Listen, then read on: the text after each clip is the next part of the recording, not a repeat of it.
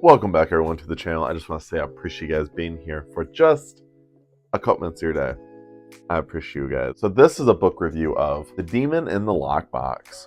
Sorry for the glares. This is my first self-pub horror novel for the year, which is actually pretty exciting. Really short. It was only about 160 some odd pages. This is actually a viewer who sent this to me, so that was awesome. I actually plan on doing a P.O. box, so the P.O. box should be in the description when this video comes up. That'd be really cool if you guys want to send me books or of what you wrote or just whatever. That's cool. I'll be totally cool with whatever you guys want to send me. So this is a book that is full of just short stories, which is actually really nice. I feel like when it comes to novels for short stories, I feel like most people just predominantly just write horror for short stories. I haven't read anything that isn't horror related for short stories yet. If there is any good ones, please let me know down below. That'd be really cool. I think this book was really fun to read. I think there was a lot of parts of it where I'm like, ooh, this is actually kind of spooky. But I will say there is some aspects in this book when I was reading it, I felt like it was too forced to be scary. And I felt like that was a little off to me. All in all, though, I did enjoy this book. I thought it was really fun. I think my favorite part was just it was just a brisk pace, it felt like. And you could really get involved with the book. And I like how he sets it up right at the beginning is this thing called the vault, which is actually a really cool concept. It's right at the beginning, it's called the attendant. And it's it reminds me of a lot of retro horror where it's good evening, welcome to the event, that kind of stuff. And that's what Caleb does in this book right at the beginning.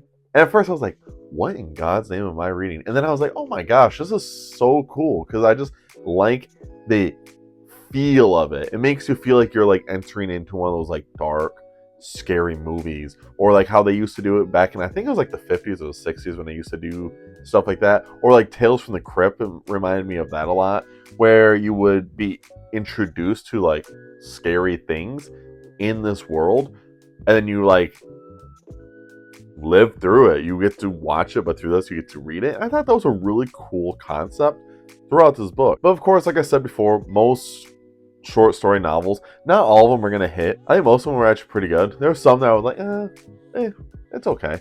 I don't ever expect when I go into reading short stories that they're all gonna be absolute bangers.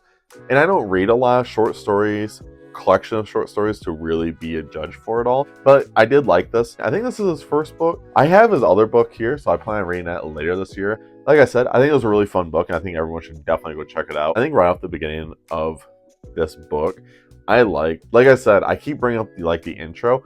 I also like the outro, where it reverts you right back to kind of how the beginning. And like I said, it really gives me the feel like Tales from the Crypt. I don't know if you guys ever seen Tales from the Crypt, or I think it was Are You Afraid of the Dark 2? I think Afraid of the Dark did it, but Tales from the Crypt did it, and that was with Stupid Puppet. Everyone knows that creepy ass puppet. I think it used to freak me out when I was a kid, but I still grew up I grew up watching that stuff all the time. Or you have Creep Show and stuff.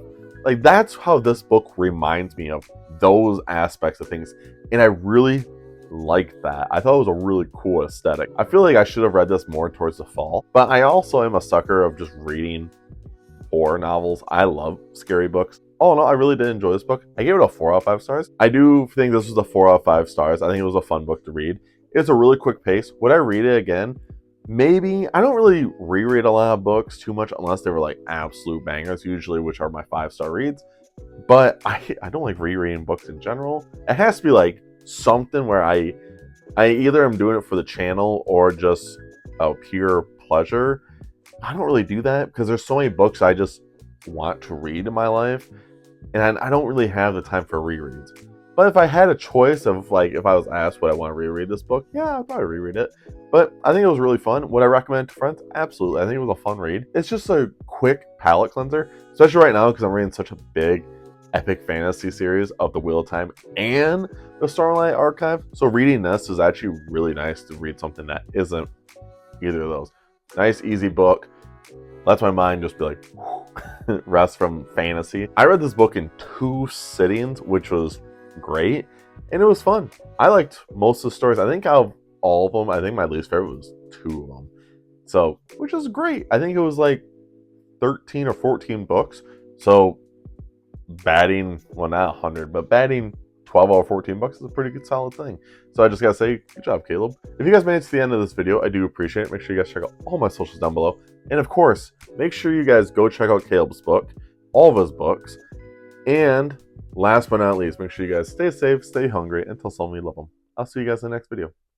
See ya.